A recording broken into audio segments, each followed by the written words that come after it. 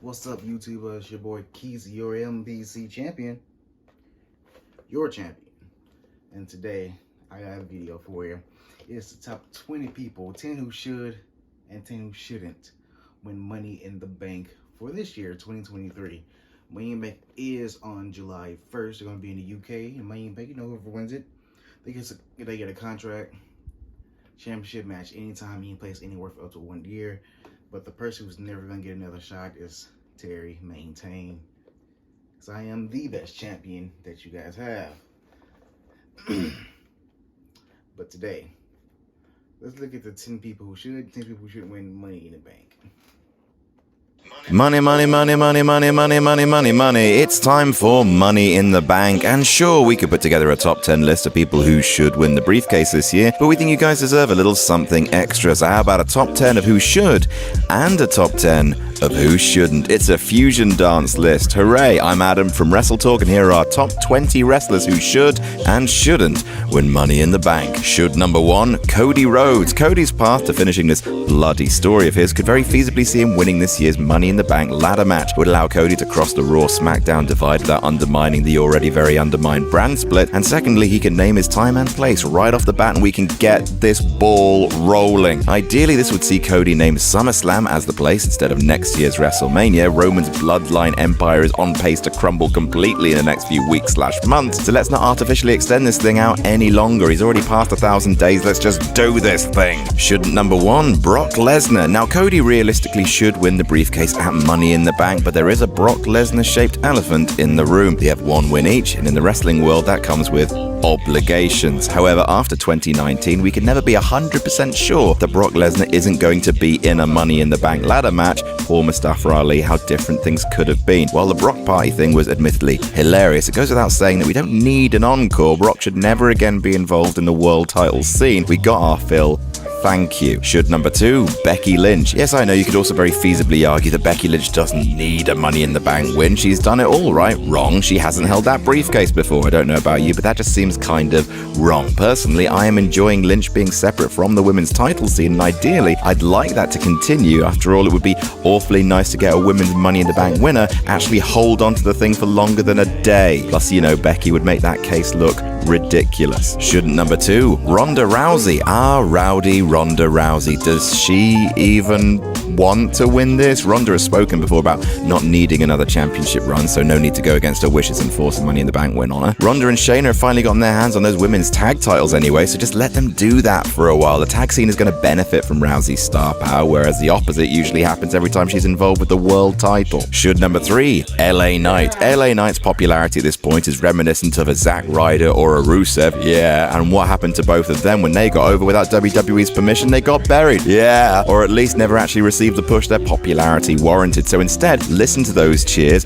don't pipe in boos, roll with it and give the people what they want. He literally has all the tools and he's 40 years old, for God's sake. Yeah, don't dilly-dally. Pull the trigger now and you will have a bona fide top guy for at least the next 3 to 4 years. Shouldn't 3, any of the bloodline. I'd love to see Jey Uso dethrone Roman as much as the next guy. However, neither Jimmy or Solo or even Heyman should be winning the Money in the Bank match. Actually, Paul Heyman, you know what? You could convince me. And why exactly? Their ongoing civil war simply doesn't warrant this briefcase. There are more than enough moving parts in that story, and actually having someone outside the bloodline winning the case would probably benefit the story overall. Having Roman a paranoid wreck, not only due to threats from within his family, but also on the outside courtesy of an external Money in the Bank cash-in, it would make for good TV. Should number 4, Bianca Belair. Okay, don't rush to the comments just yet. Hear us out. If reports regarding a potential impending Bianca Belair heel turn are to be believed, the Money in the Bank win could serve as a really fun and effective way to do so. I mean, we were all getting beyond sick of Belair super scenering her way through an entire women's division, so if she were immediately to regain her title via Money in the Bank, people would understandably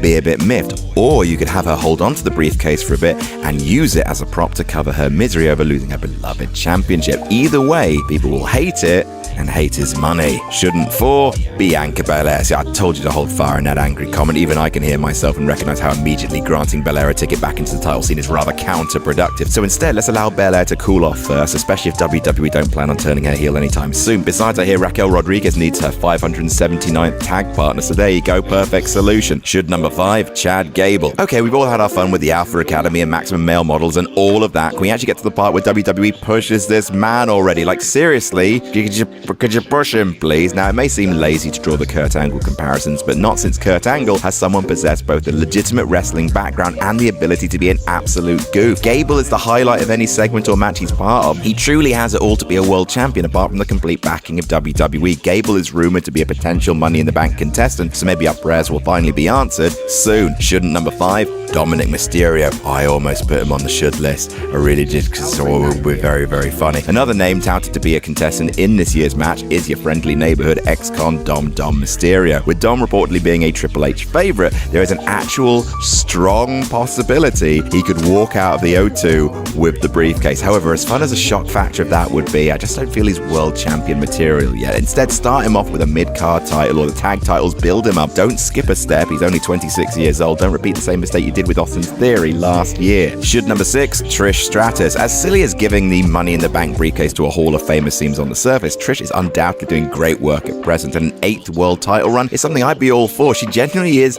even better in the ring now than at her peak, which is just insane. She also seems to be really enjoying herself, so why not keep the good times rolling and give her that feather in the cap of a Money in the Bank victory? After all, this is probably the last run she's going to have, so maybe have her get another one over on Becky by pipping her to the briefcase and allowing her to soak up all that glorious heat. Shouldn't number 6, Charlotte Flair. As much as I can sit here and give you reasons as to why Charlotte shouldn't win Money in the Bank, you know them. Should number 7, Damian Priest. During his Backlash program with Bad Bunny, Priest just had that top guy energy about him, oozing confidence and absolutely hitting the ball out of the park with the San Juan Street Fight match itself. Priest's great showing was something that WWE have reportedly taken note of, with reports suggesting he could be in line for a big push, and there really is no better way to make that a reality than a Money in the Bank win. Priest has often felt like Judgment Day's forgotten man, so let's give him his due and establish a new dominant force in the main event scene. Shouldn't number 7, Bray Wyatt Uncle Howdy. Bray Wyatt's uncertain current health status would make him a strange candidate to win Money in the Bank, however it can't be ruled out. While it would garner attention,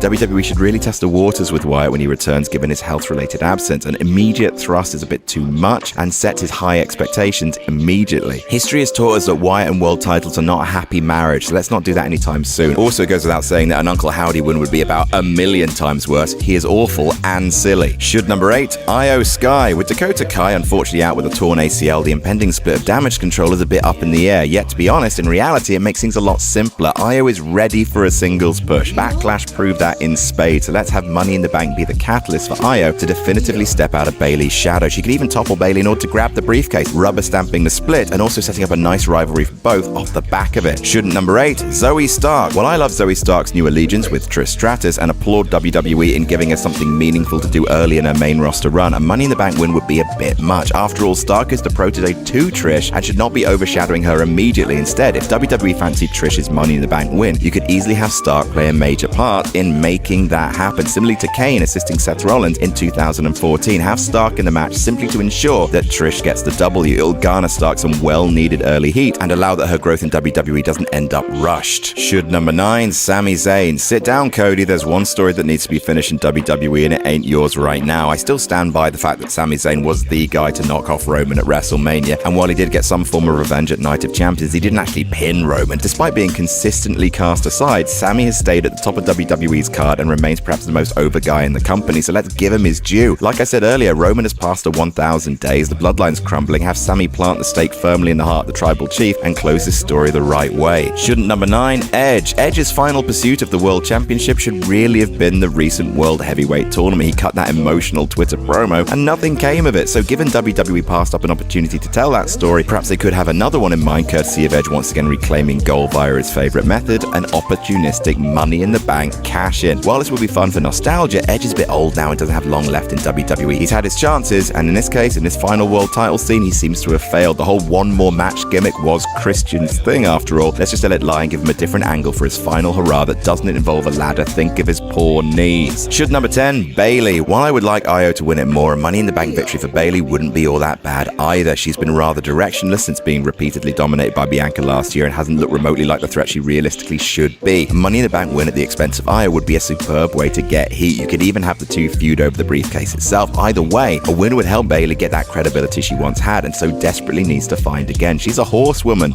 after all. And shouldn't number 10, Indy Hartwell. Similarly to Zoe Stark, a Money in the Bank win is just too much too soon for the former NXT Women's Champ. Due to her ongoing ankle injury, she's not yet had the chance to introduce herself to the main roster audience, so realistically she needs to do that first to avoid a flat response upon her winning the case. Yes, I know it could also immediately establish a much needed new star, however the way as a main roster act need time to recapture their magic. Gargano is fairly over, but none of them have really found their footing yet, so let's give it time, and I'm sure Indy will be a big star before long. And that's our list. Who would you like to win the briefcase, and who would you definitely like to not win the briefcase? Let us know in the comments, and why don't you check out last week's video with a little clip of that being played right now.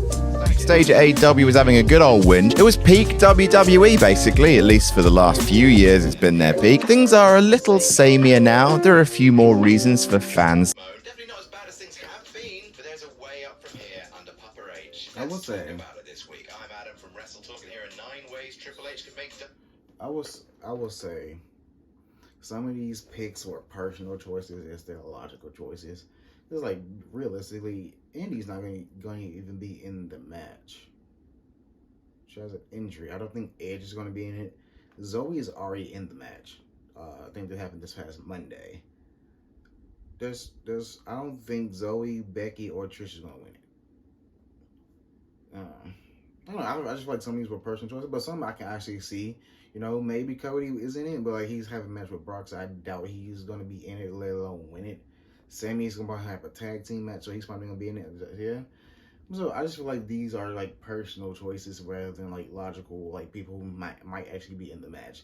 Now that could change within the coming weeks because, like I said, it's July 1st, which is like in 3 weeks. So it just gotta wait to see who's actually going to be in the match, and see what goes from there. But anyway, who would y'all like to see in the Money in the Bank ladder match? Who don't you want to see in the Money in the Bank ladder match? So let us know in the comments below. Don't forget to like the video, share the video, subscribe to the channel for more content like this. We'll see you in the next one.